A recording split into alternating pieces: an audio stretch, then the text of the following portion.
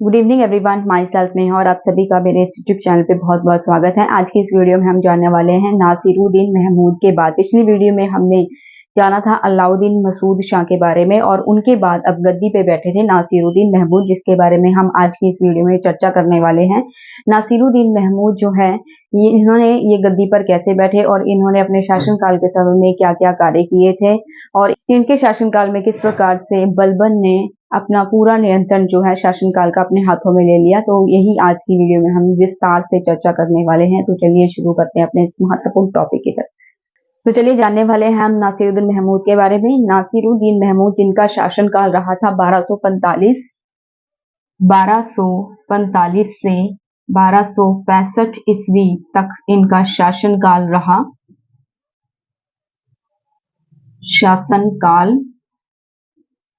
और जो नासिरुद्दीन महमूद थे ये अपने जीवन का गुजारा टोपी बनाकर करते थे। इन्होंने अपना जीवन निर्वाह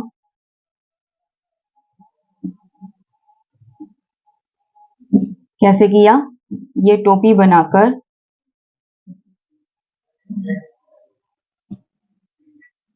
या टोपी सीकर अपने जीवन का गुजारा करते थे। ठीक है, ये एक धार्मिक प्रवृत्ति वाले व्यक्ति थे। धार्मिक प्रवृत्ति वाले व्यक्ति थे।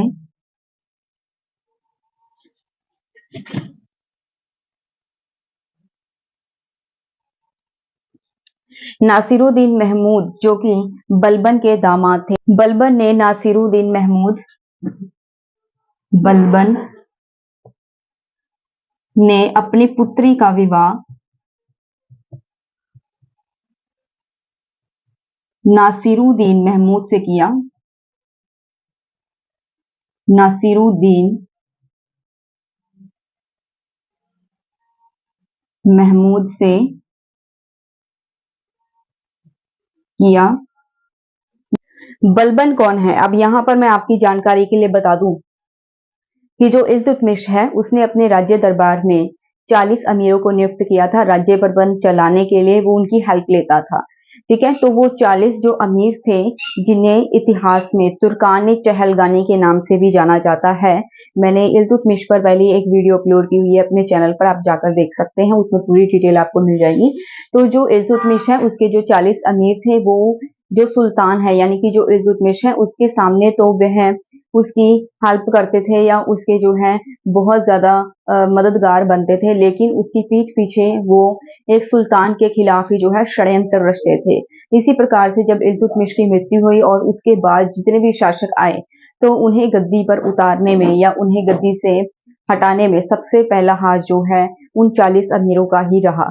तो उन 40 अमीरों में से एक अमीर जो है बलबन था। ठीक है, जो बलबन है अब वह 40 अमीरों में से ही एक व्यक्ति है बलबन। अब वह खुद उस ग्रुप में शामिल है यानी उन 40 अमीरों का ही एक व्यक्ति है, एक सदस्य है। तो उसे उनके बारे में सब पता था कि जब भी कोई नया शासक आता है तो उसे गद्दी से हटाने में जो 40 अमीर है किस प्रकार से षड्यंत्र रच रहे हैं। तो बलबन जो है वो उन्हीं का ही सदस्य था। ठीक है, और जो बलबन है इस प्रकार से वह बहुत ज्यादा शातिर था। जब वह गद्दी पे आगे बैठेगा, आप मैं जब वीडियो अपलोड करूंगी ना एक न्यू, तो उसमें जो है बलबन के बारे में हम जानकारी देंगे, क्योंकि नेक्स्ट जो शासक है वो बलबन ही है। तो बलबन ने किस प्रकार से कूटनीति से पहले उन 40 अमीरों को ही उनका खात्मा किया, उन्हें हटाया ताकि उसे शासन करने में कोई बाधा ना आए। इस प्रकार से जो बलबन है, जो 40 अमीरों में से ही एक अमीर है, उसने अपनी पुत्री का विवाह जो है नासिरुद्दीन महमूद से किया था। और उसके बाद बलबन जो है, बलबन का नासिरुद्दीन महमूद के शासनकाल में बहुत अधिक प्रभाव रहा। ठीक है, बलबन का शासनकाल में, किसके शासनकाल में? नासिरुद्दीन महमूद के शासनकाल में बलबन का बहुत अधिक प्रभाव रहा। बहुत अधिक प्रभाव रहा। नासिरुद्दीन महमूद ने बलबन को उलूग खां की उपाधि दी। उलूग खां की उपाधि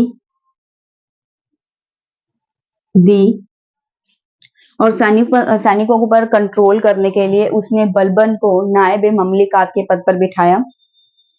सैनिकों पर कंट्रोल करने के लिए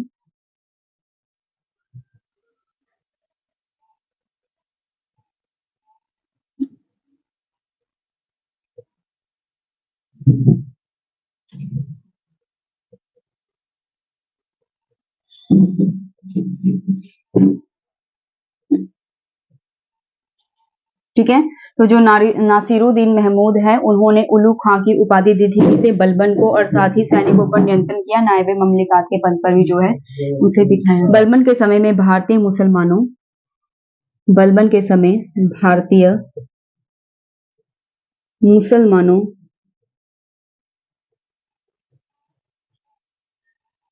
और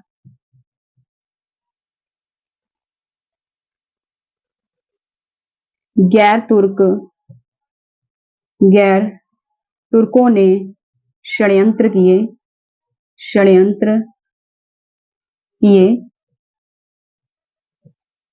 अब जो सुल्तान था इस समय, सुल्तान कौन है? नासिरुद्दीन महमूद। नासिरुद्दीन महमूद ने बलबन को हासी और फिर नागौर भेज दिया।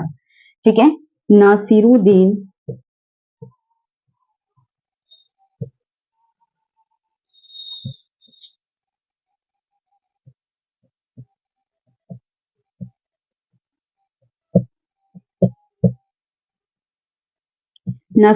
महमूद ने बलबन को हासी फिर नागौर भेज दिया।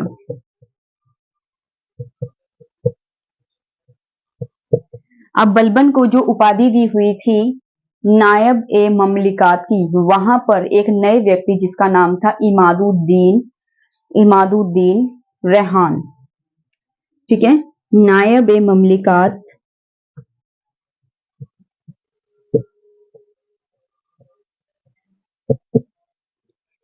ए ममलिकात के पद पर इमादुद्दीन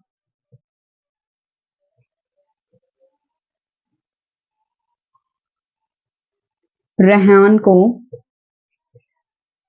नियुक्त किया।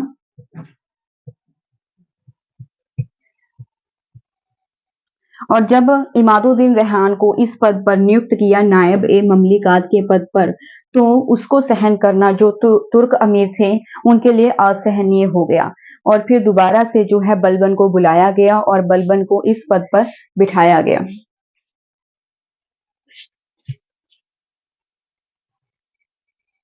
इमादुद्दीन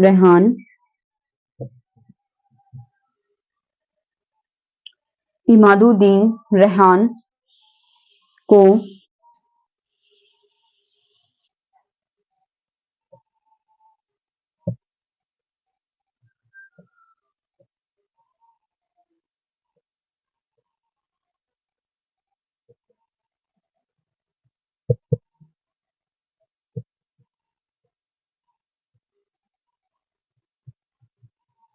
ठीक है।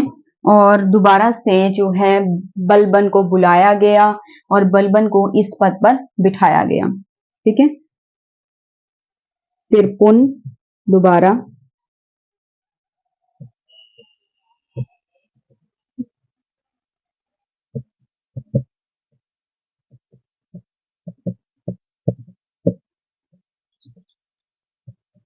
वीडियो में बने रहिएगा। मैं आपको एक बार दोबारा रिपीट करके समझाऊंगी ये चीज, ताकि अच्छे से आपको ये चीजें समझ आ जाए और आप जो है एग्जाम में जब इससे रिलेटेड कोई क्वेश्चन आए तो आप इजीली उसका जवाब दे सको।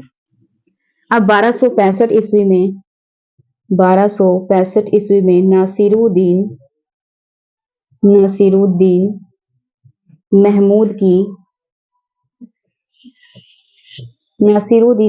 की मृत्यु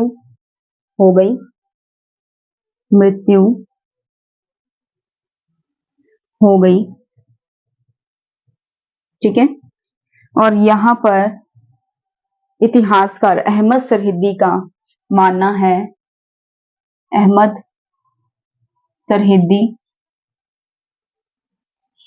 अकॉर्डिंग टू अहमद सरहिंदी का मानना है कि जो नासिरुद्दीन है वह बीमारी से मर गया। ठीक है।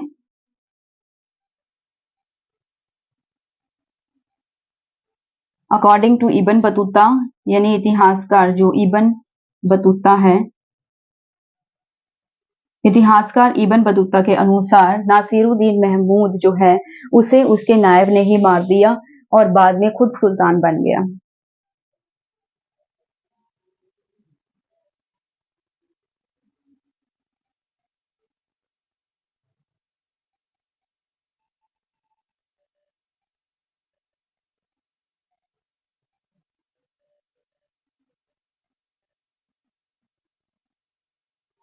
अकॉर्डिंग टू इसामी,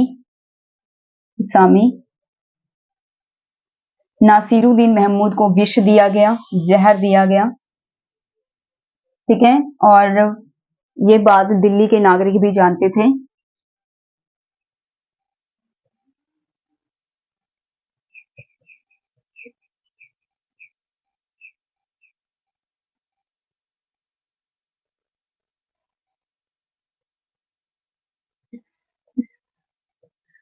तो एक बार रिपीट कर लेते हैं। नासिरुद्दीन महमूद जो कि अलाउद्दीन मसूद शाह के बाद गद्दी पे बैठे थे, इनका शासनकाल था 1245 से लेके 1265 ईस्वी इनका शासनकाल रहा था। यह अपना जीवन जो है टोपी सीकर व्यतीत करते थे और ये बहुत ही धार्मिक स्वभाव वाले व्यक्ति थे, संत स्वभाव वाले व्यक्ति थे। बलबन ने अपनी पुत्री का विवाह जो है नासिरुद्दीन मसूद शाह से किया था और इनके शासनकाल में जो है बलबन का बहुत अधिक प्रभाव रहा था। इन्होंने बलबन को जो है उलू खां की उपाधि दी थी। साथ ही अपने सैनिकों पर नियंत्रण करने के लिए इन्होंने बलबन को नायब ममलिकात के पद पे बिठाया था, ठीक है। और भारतीय इनके समय में जो बलबन है, इनके समय में भारतीय मुसलमान और जो गैर तुर्क मुसलमान है उन्होंने षड्यंत्र किए, जिसके कारण नसीरुद्दीन महमूद ने बलबन को हासी और बाद में फिर नागौर भेज दिया। इसके बाद जो नायब ममलिकात का पद है, जिस पर पहले बलबन को नियुक्त किया गया था, अब जब बलबन को तो हासी और नागौर भेज दिया, अब वो पद जो है खाली था। इसीलिए जो नासिरुद्दीन महमूद हैं, उन्होंने नायब ममलिकात के पद पर इमादुद्दीन रेहान को नियुक्त किया था। लेकिन इमादुद्दीन रेहान जो है बहुत सख्त स्वभाव का था, इसीलिए उसे सहन करना तुर्क अमीरों के लिए बहुत ही ज्यादा मुश्किल था। तो इसीलिए जो है दोबारा से पुनः बलबन को जो है नायब ममलिकात के पद पर बिठाया गया। 1265 में नासिरुद्दीन महमूद की मृत्यु हो गई और इसकी मृत्यु के जो है अलग अलग जो इतिहासकार हैं, राइटर्स हैं, वो अलग अलग अपने अपने रिसर्च के अकॉर्डिंग इसके अलग अलग जो है विचार पेश करते हैं। जैसे कि अहमद सरहिदी का मानना है कि नासिरुद्दीन महमूद की मृत्यु बीमारी से हुई थी और इसी तरह से इब्न बतूता का मानना है कि जो नासिरुद्दीन महमूद है, इनके नायब ने ही उसे मार दिया और साथ में खुद सुल्तान बन बैठा। इसी प्रकार से जो इतिहासकार इसामी है, उनका मानना है कि नासिरुद्दीन महमूद को विष दिया गया, जहर दिया गया और ये बात दिल्ली के नागरिक भी जानते थे। इसके बाद नेक्स्ट जो शासक हैं बलबन गद्दी पर बैठे, इसके बारे में हम अगली वीडियो में पढ़ेंगे। यहाँ पर ये टॉपिक कंप्लीट होता है। वीडियो कैसी लगी है मुझे कमेंट सेक्शन में जरूर बताइएगा। वीडियो अच्छी लगी हो तो चैनल को सब्सक्राइब, लाइक और शेयर करना मत भूलिए। धन्यवाद।